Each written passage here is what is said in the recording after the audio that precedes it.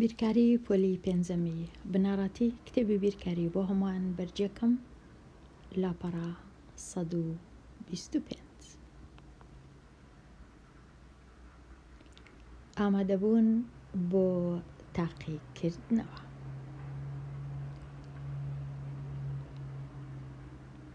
ئامادەبوون بۆ تاقیکردنەوە وەکو هەمیشە ئەمن ئاگاداربەی ناخینمەوە چونکە هەز دەکەم کەلچی نییە زیاتر سەر لێ شێواندنە.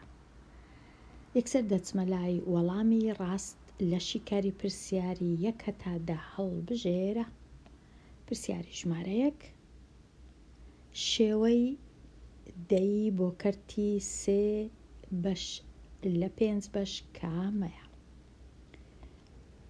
ئەو کەرتەم هەیە ئایا شێوەی دەیی کامەیە؟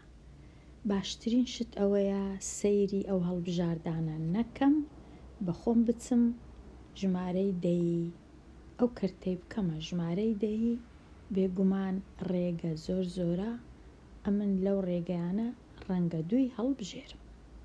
3 دابەش 5 یەکەم ڕێگە چی ئەویش ئەوەیە 3 دابەش 5 دەی نووسمەوە چونکە نووسرایە ژمارەی شێوەی دەیی واتە زۆر زۆر ئاسانە ئەمن ئەگەر هاتوو ژێرەی کەرتەکەم کردە یان دە یان 100 یان 1000 یان 10,000 لەو شتانە زۆر ئاسان دەبی ئیشەکەم. کاتە لێرە ئەو پێنجەی هەتا بکەمە بۆ وێنە ئاسانترین شت دە یەکسەر جارانی 2 دەکەم دەبیتە 10 بەڵام لە هەمان کات پێویستە سەیەکەش جارانی 2 کەم چونکە دەنا کەرتەکەم تێک دەچی بەهایەکەی تێک دەچی بەڵام ئەگەر سەرێ و ژێرم جارانی هەمان ژمارە کرد بەهایەکەی تێک ناچی هاوتایە کەرتەچی هاوتان بەدەستێ. 3 جاران 2 یەکسان دەبی بە 6 ئەگەر بۆ ڕەنگەی بینوسم کەواتە کردیە چ 3 لە 5 یەکسانە بە 6 لە 10 6 لە 10 واتە 0 و 6 لە 10 تەواو 0 و 6 لە 10 6 دەیەک 6 بەش لە 10 بەش چونکە کو نووسرایە ئاوها دەیخینمەوە. ئەگەر هاتوو نەمزانی بیکەمە دەکردمە 100 پێنجم جارانی 20 کرد سەرە و ژێرە بوو بە 100 سەرەش بوو بە 60 کو دەینووسم 60 لە 100 هەمان شتە وەکو 6 لە 10 چونکە سفری دەتوانم لابم دەتوانم 1000 سفری لێرە دانێ هەر هاوتایە هەر یەکە کەواتە ئێستا ئەوە ڕێگەیەکە بزانم ئەو کەرتە کو دەیکەمە ژمارەی دەی کەواتە ئەوەی هەڵدەبژێرم. ڕێیەکی تکەش هەیە ئەو چییە ئەویش سەیەکەی دەینم بخۆی 3 دابەش 5 ئەم نیش دەینم دابەشی دەکەم 3 دابەش 5 چونکە 3 گچکەیە 5 گەورەیە 3 دابەش 5 ناکرێ کەواتە 0 و فاریزە لێرەش سفرەک زیاد دەبی 30 دابەش 5 6 6 جاران 5 سی لێ بڕوە 0 کەواتە ژمارەکەم کردە ژمارەی دەی زۆر کەس ڕەنگە ئەو ڕێگەیان پێ ئاسانتر بی بەڵام وەکو گۆتم ڕێگە زۆر زۆرە لێرە ئەمن 2 ڕێگەم ڕوون کردەوە. پرسیاری 2 بارستایی 5 پاکەت 4 فاریزە 45 لە 100 کیلۆگرامە واتە ناکاتە 5 4 کیلۆگرام و شتێک 4 کیلۆگرام و نزیکەی نیو 4 کیلۆ نیو 5 پاکەت ئەو جە بە هەر پێنجیان 4 کیلۆگرام و شتەکە ئایا ئەگەر یەک پاکەت بارستایەکەی چەندە. ئەگەر بەهات با ئەوە 5 بە یەک پاکەت دەیکردە 1 کیلۆ، بەڵام ئێستا دەبی یەک پاکەت بکاتە کەمتر لە 1 کیلۆی. سفر ژمارەی تەواو شتێک. هەتا بزانم چەندە ئەمن چ دەکەم، ئەو ژمارەی دەینم 10/5 دەکەم. 445 10/5. 445 بزانم لە چێدا بەشم کردی، ڕەنگە نەم کردوی لێرە. 445 10/5. یەکەم شت ژمارە تەواوەکەی وەردەگرم، نابی ئەمن ژمارەی تەواو و کەرتەچی وەرگرم، ئەوە ناکرێت، تەنیا دەبی ئەو ژمارە تەواوی وەرگرم. 4 10/5 نابی یەکسەر دەبی سفر و فاریزەی دانێ. ئەوجە ئێستا سەیری ئەو فاریزەی ناکەم، 44ەکەی هەمووی وەردەگرم. 44 10/5 یەکسانە بە 8، چونکە 8 جاران 5 یەکسانە بە 40. وەکو ئەوەی وایە فاریزەم نەبی ئیدی پێویستم پێی نەما، چونکە فاریزەم لێرە دانا. ئەوجە 44 چلی لێ بڕوە، ئەو 4 سفری لێ بڕوە 4 چاری لێ بڕوە، ئەو سفرە پێویستیشی نەدەکرد بنووسم، بەڵام ئەمن نووسیتم، دەتوانم ئێستا بیسڕمەوە لێرە. تەنیا مابەوە ئەو چوارەی ئێرە.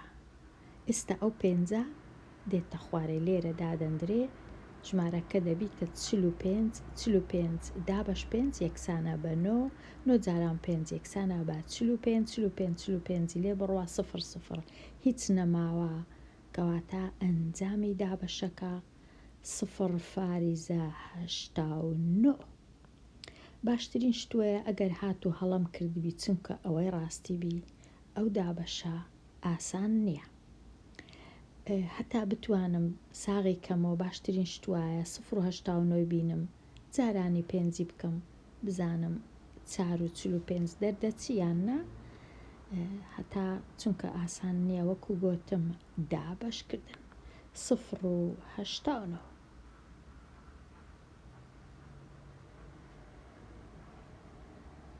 بێمە لای پرسیاری 3. 0.2 10/4 هەر زۆر زەحمەتە. 0.2 10/4 بزانم کو دابەشەکەم کردیان. 0.2 10/4 لێرە بسڕمەوە باشترە لە نوێتی بە نوێ سەر لە نوێ ئێستا دابەشەکەی بکەم. 0.2 10/4 تەمەشای دووەکەی دەکەم، تەنیا 2 10/4 ناکرێ کەواتە سفرەچی. ئەوەی ڕاستی بی باشترین ڕێ ئەوەیە لۆ ئەو جۆرە پرسیارانە ئەمن ئەو فاریزەی لا ببەم. کولا دەبردرێ فاریزە، ئەگەر هات و فاریزەکەم بردە لای ڕاست بە 1 خانە. فاریزەکەم بردە لای ڕاست بە 1 خانە، واتە فاریزەکەی بینمە ئێرە، ژمارەکەی بکەمە 2. وەکو ئەوەی وایە ژمارەکەم جارانی 10 کردبی، لێکم دابی لەگەڵ 10، چونکە ئەو هایە 0.2 10/4 لێکی بدەم لەگەڵ 10 هەتا فاریزەکە بچیتە لای ڕاست. ناچارم ئەو کات ژمارەکەی دیش لێک بدەم لەگەڵ 10، واتە لێرە فاریزەکە لە سەرەوە دەچیتە ئێرە، لە خوارش چونکە من فاریزە و شتم فاریزە بەخۆی ئەگەر ڕەنگە لێرە بیتە بچیتە ئێرە، کەواتە ئەمن دەبی سفرەکی زیاد کەم لۆ 4ەکەی. وەکو ئەوەی وایە 2 10/40 زۆر ئاسانە ئەو کات دابەشکردن، کەواتە ئەگەر فاریزە هەبوو باشتر وایە ئەمن ژمارەکەی فاریزەکەی لا ببەم، بیبەمە لای ڕاست، لێرە یەک خانە بەسە لە هەمان کات دەبی سفری دانێم لۆ ئەگەر ژمارەکەی دی ژمارەی تەواو بوو ئەگەر ئەویش کرد بوو ئەوە زۆر ئاسانە ئەگەر ئەویش فاریزەی هەبوو بەڵام لێرە باشترین وایە ئەو ها دروستیکەم ببیتە 2 دابەش چل. ئێستا زۆر ئاسانترە دابەشەکە 2 دابەش چل. ئێستا هەردووچیان ژمارەی سروشتینە زۆر بە ئاسانی دەتوانم دابەشکەم 2 دابەش چل ناکرێت چونکە 2 گچکەیە چلیش گەورەیە کەواتە سفر و فاریزەی دادەنێم سفرەکیش زیاد دەکەم لۆ 20ەکەی لە هەمان کات. ئێستا 20 دابەش چل دیسان نابی دیسان دەبی سفرەشکە دانێم و سفرەشکە زیادکەم 200 دابەش چل. ئێستا 200 دابەش چل ئێستا دەتوانم ئەو سفرەی لابم وەکو ئەوەی وایە 20 دابەش چوار کەواتە دەکاتە 5 پێنجاران سفر هەر سفر پێنجاران چار 20 200 لێ بڕوا سفر کەواتە ئەنجامی دابەشەکە سفر فاریزە 5 لە 100. وەکو گوتم ئاسان نەبوو هیچ ئەو پرسیارە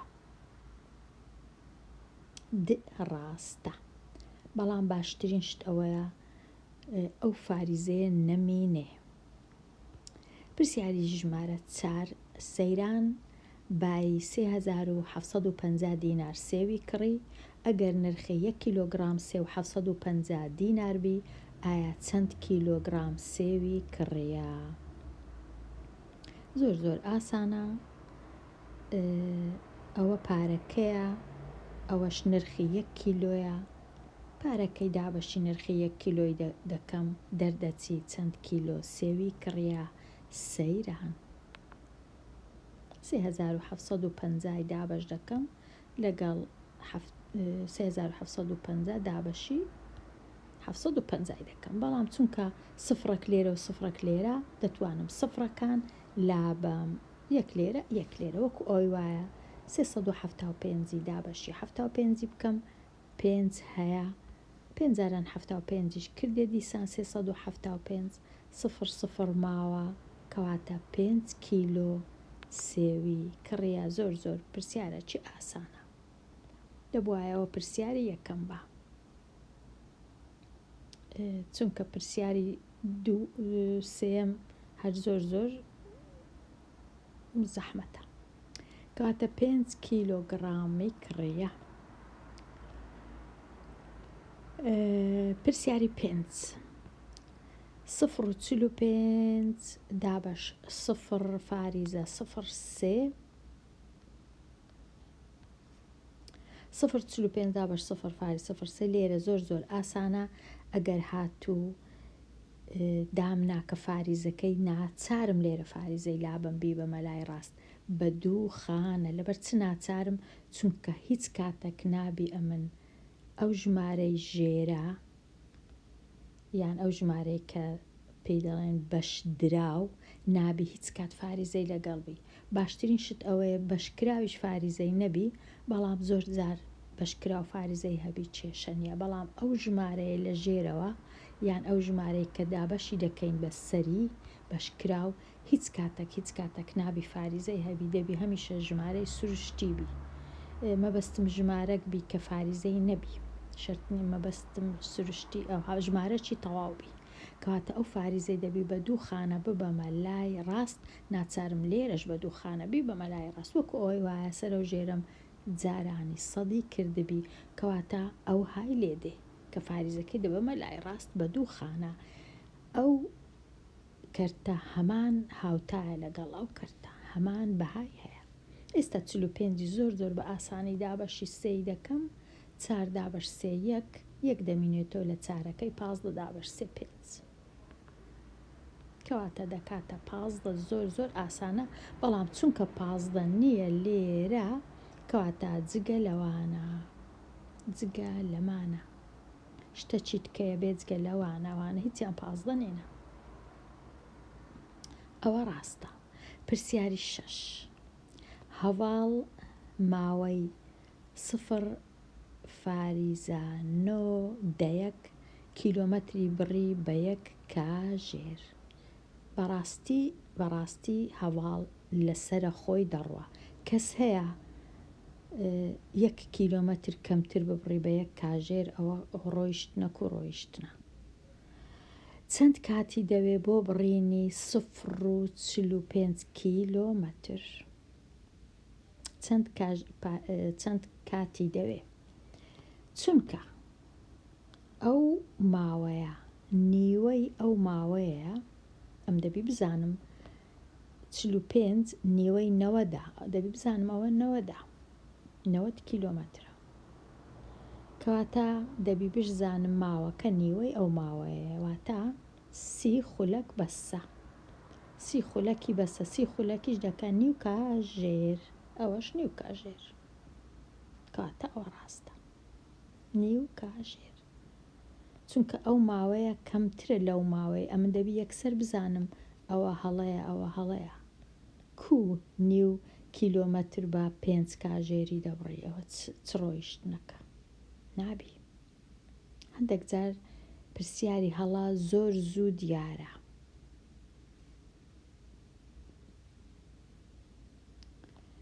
ئێستا پرسیاری 7 لە فێستیڤاڵی وەرزش تیپی تۆپی باسکە ئەو خاڵانەی تۆمار کرد 58 58 62 67 7 ئایا ناوە ڕاستە چەندە؟ ئەوەی ڕاستیبی ئەو پرسیارە هەر زۆر ئاسانە، چونکە چییە؟ هەتا ڕیزیشیان کردیە، ژمارەکان بەخۆی دەبواە ئەمن بە خۆم ڕیزیان کەم لە گچکە لۆ گەورە یان لە گەورە لۆ گچکە هەتا ناوەڕاستی ببینمەوە، بەڵام ڕیزیش کرایە، کەواتە زۆر ئاسانە.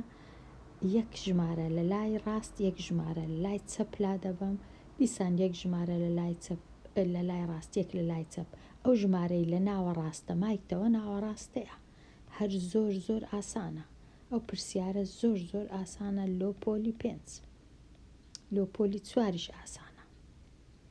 بێمە لای خشتەکە بۆ شیکاری پرسیاری 8 هەتا 10 بەکاربینە. خشتەکە دەربارەی ئەو وڵاتانەی زۆرترین ژمارەی ئامێری ڤیدیۆیان هەیە. ئامێری ڤیدیۆ ئەوە کاتی خۆی بوو، ئێستا ئەوها نییە. وڵات لە لای ڕاست کامە وڵاتە؟ وڵاتی چین، وڵاتە یەکگرتووەکانی ئەمریکا، ئەڵمانیا و ژاپۆن. لە لای چەپیش ژمارەی ڤیدیۆیەکان، وڵاتی چین چەندە؟ وڵاتی چین 40 ملیۆنە. وڵاتە یەکگرتووەکانی ئەمریکا 86 ملیۆن و 825 هەزارە. ئەڵمانیەش 26 ملیۆن و 328 هەزارە. ژاپۆنیش 34 ملیۆن و 309 هەزارە. هەمویان بە ملیۆنن. پرسیاری 8 کام کردار بەکاردەینی بۆ ئەوەی بزانی، نەک دەیزانی، بۆ ئەوەی بزانی ژمارەی ئامێری ڤیدیۆ لە ویلایەتە یەکگرتووەکانی ئەمریکا چەندی زیاترە لە ڤیدیۆیەکانی ئەڵمانیا. هەمیشە بۆ زانینی جیاوازی چەندی زیاترە، چەندی کەمترە، چەند گەورەترە و چەند گچکەترە و چەند کەمترە و چەند کورتترە، چەند درێژترە، ئەو شتانە جیاوازی هەمیشە لێ دەرکردن. کاتە 86 ملیۆنی دەینم 26 ملیۆن و شتەچی لێ دەردەکەم. پرسیاری 9 ژمارەی ئامێرەکانی ڤیدیۆ لە چین وڵاتی چین، لێرە نووسیتیان یابان، لێرەش نووسیتیان چ؟ ژاپۆن. باشە خوێندکار کو بزانی مەبەستیان هەمان وڵاتە. هیوادارم هەڵەی ئەوها نەکەن کە تاقیکردنەوەی بەڕاستیە لە وەرزی یەکەم. مەبەستیان ژاپۆنە لێرە، خوێندکاری ژیر. ئایا ژمارەی ئامێرەکانی ڤیدیۆ لە چین و ژاپۆن پێکەوە هەمیشە واتە کۆکردنەوە، واتە سەرجەم. کەواتە ئەم دەچمە لای چین 40 ملیۆنە کۆی دەکەمەوە لەگەڵ ژاپۆن 34 ملیۆن و 309,000 زۆر ئاسانە کۆکردنەوەکە لەبەر چونکە لێرە تەنیا سفر هەیە کەواتە تەنیا چاری کۆ دەکەمەوە لەگەڵ سێی دەنا ژمارەکانی دیکە هەموو ئەو ڕەنووسانە دەنووسرێنەوە تەنیا ئەو ڕەنووسە لەگەڵ ئەو ڕەنووسێ واتە چی لێ دێ سەرجەمەکە دەبیتە 7409000 ئەو های لێ دێ 7 ملیۆن و 7 ملیۆن و 4,309 7 ملیۆن 74 ملیۆنی لێ دەبیتە 74 ملیۆن کەواتە ئەوە ڕاستە 74 ملیۆن چونکە 40 ملیۆن لێرە 34 ملیۆنیش لێرە دەبیتە 74 ملیۆن و تەنیا ئەوەش 74 ملیۆنە ئەوانی دی 74 ملیۆن نینە ئەوە 7 ملیۆنە کەواتە ئەوە ڕاستە. پرسیاری دا ڕیزبەندی وڵاتەکان بە پێی ژمارەی ئامێرەکانی ڤیدیۆ لە کەمەوە لۆ زۆر واتە کەمەکەی لە لای ڕاست بنووسم کەمترین شت لێرە ئەم دەبی بزانم کەمترین شت چییە؟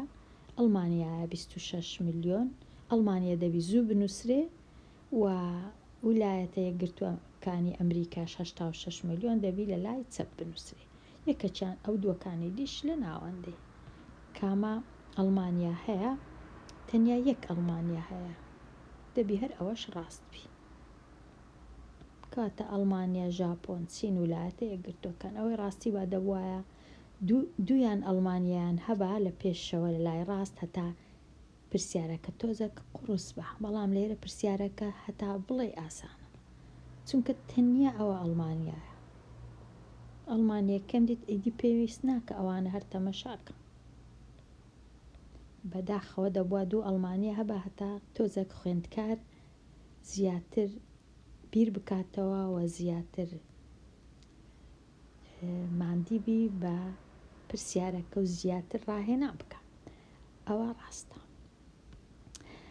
پرسیاری 11 دوو کەرت لەو کەرتانە سێ کەرتم هەیە ئەوە یەک ئەوە دوو ئەوەش سێ کەرتم هەیە بەڵام دوویان هاوتانە تەنیا دوو کەرت هاوتانە ڕوونی بکەوە چۆن هەر کەرتێک بە شێوەی ژمارەی دەی بۆ دیتنەوەی دوو کەرتی هاوتا دەنووسی کەرتەکان هەر سێکیان دەکەمە ژمارەی دەی ئەو کات زۆر بە ئاسانی دەزانم کام دوو کەرت هاوتایە هەرچەندە ڕێگەی دیش هەیە بەڵام لێرە دەیان کەمە ژمارەی دەی واتە یەکی دابەش 4 12 دابەش 50 13 دابەش 52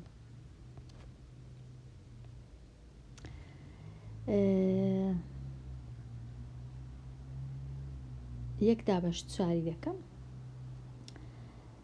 یەک دابەش 4 نابی چونکە یەک گچکە یەکسەر سفر لێرەش دابەش 4 2 جاران 4 8 هەشتی لێ بڕوا 2 سفرەکی زیاد دەکەم 20 دابەش 4 5 5 جاران 4 20 20 کەم 20 0 0 هیچ نەماوە کەواتە یەک بەسەر 4 کردیا 0 و 25 ئێستا دێمە لای 12 بەسەر 50 12 بەش لە 50 ئەویش دابەش دەکەم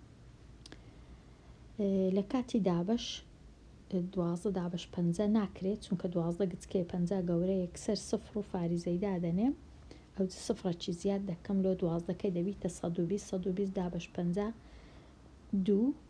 2 جاران 5 2 جاران 50 کردی 100 120 سەدی لێ بڕوا 20 ماوە ئەو دیسان سفرەشکە زیاد دەکەم 200 دابەش 50 کردی 4 چونکە 4 جاران 50 دەکاتە 200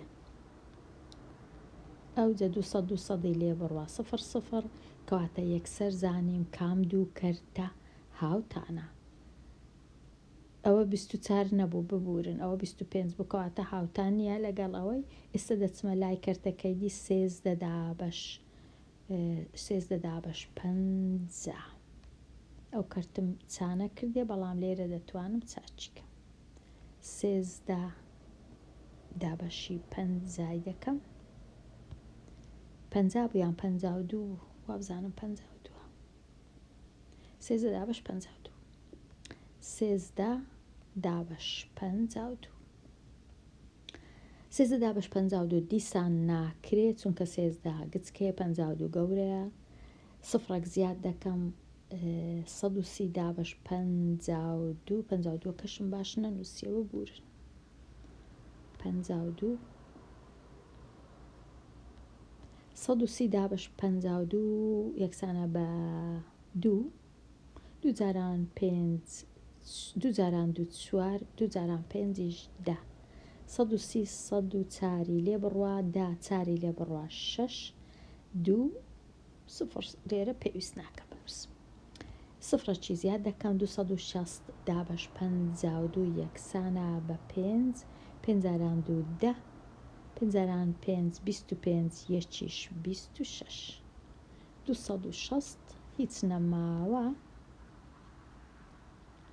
260 سفر کەواتە 0 و 25 ئێستا کامە دوو کەرت هاوتانە 13 دابەش 52 کردی 0 و 25 یەک بەسەر چاریش کردی 0 و 25 کەواتە ئەو دوو کەرتە هاوتانە کەرتەکەیدی هاوتانە بوو لەگەڵیان کەواتە کەرتە سۆرەکە و کەرتە سەوزەکە هاوتانە چونکە هەمان بەهایان هەیە کە کردمە ژمارەی دەی بە تەواوی دیار بوو هەردووچیان یەکسانن بە 25% پرسیاری ژمارە 12 کوێستان پارچە قماشێکی هەیە درێژیەکەی 10 مەتر و نیوە 10 مەتر و 5 لە 10 مەتر واتە 10 مەتر و نیوە پێویستی بە 3 پارچە هەیە کە درێژی هەر یەکەیان 1 مەتر بی 3 پارچە 1 مەتری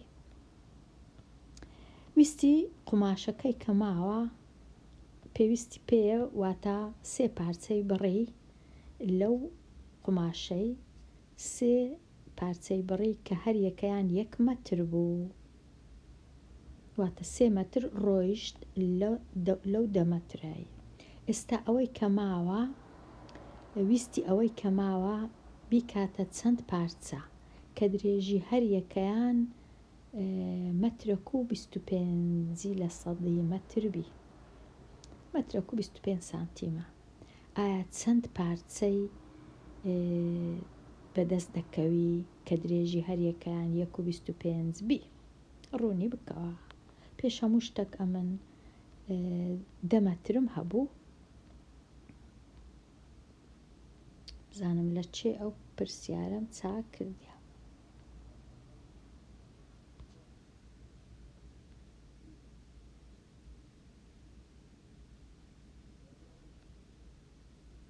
10 مەتر 10 مەتر و نیو 3 مەتری لێ بڕوە چونکە 3 پارچەی لێ کردەوە هەر یەکی 1 مەتری کەواتە 7 مەتر و نیوی مایتەوە ئێستا ئەو 7 مەتر و نیوەش دەبی دابەشی بکەین بەسەر 1 و 25 بزانین چەند پارچەمان بەدەست دەکەوی لە کاتی دابەشکردنی با لەسەرەوە ئەو دابەشەی ئەنجام بدەم 7 مەتر و نیو چمان گوتمان هیچ کات نابی ئەو ژمارەیە ببور ئەو ژمارەیە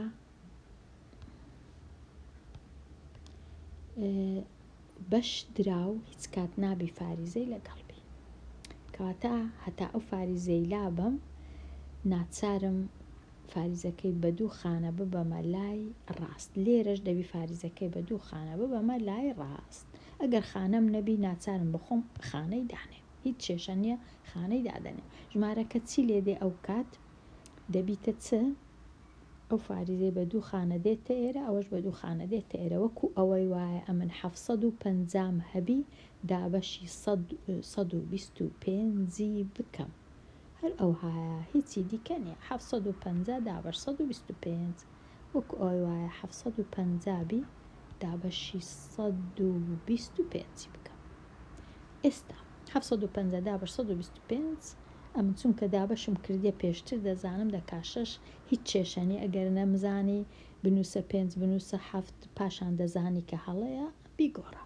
6 جاران 5 30 6 جاران 2 12 3 15 و 6 جاران 1 6 1 750 کەواتە هیچ نەماوە 6 دانە پارچەی بەدەست دەکەوی 6 دانە پارچە 6 پارچە کوێستان 6 پارچەی بەدەست دەکەوی کە هەریەکەیان 1.25 مەترە کەواتە 6 پارچە لە 1.25 مەتری ئەوها 1 2 3 4 5 6 و 3 پارچەش لە 1 مەتری کە هەمویان کۆ بکەوە بزانە دەکاتە 2.5 یان ناکە. ئەگەر نەیکرد ئەوە هەڵەیە، ئەگەر کردی ئەوە هەڵا نییە. لێرە دێمە کۆتایی ئەو وانەیە هەر بژین.